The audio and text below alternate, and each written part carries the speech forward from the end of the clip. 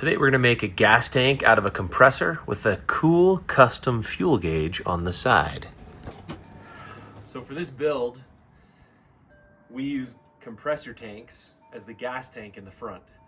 One of the reasons you do that, when you take the body off this and we cut the whole car in half and you shrink it, I shrunk ours 18 inches, the front is really light because your engine's on the back. So we moved the gas tank up front, the battery up front. I did a big bumper and a spare tire. That helps weigh the front down for your braking power and your steering power. Especially when you're climbing and you don't have any weight on the front, it's really squirrely and it's hard to control. So the reason we're starting over with a new compressor tank, this old compressor tank was ancient and I found it in the barn. It had been running forever. When you're condensing air inside of a compressor, it fills with condensation and becomes totally rusted. So this time we bought a new compressor. We cut a hole for the filler neck and we're starting over with no rust. And this time we're gonna build a custom fuel gauge on the side.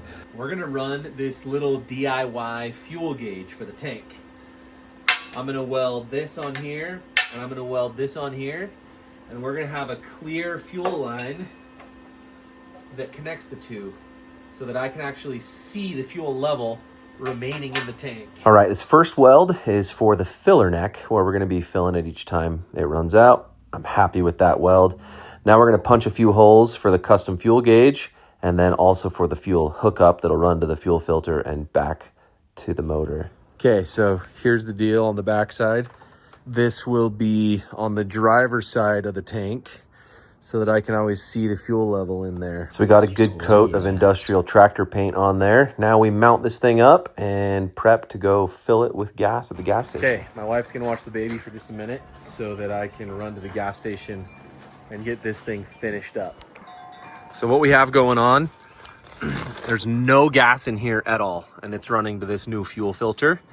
But this fuel filter and the fuel line all the way back has fuel in it. So I think that's enough fuel, I mean it should be, to get me to the gas station so that I can start to fill this tank and then mark as it fills up on my little gauge. All right, it's working. So this thing holds 11 gallons, got me home. Now we do some custom paint on this tank.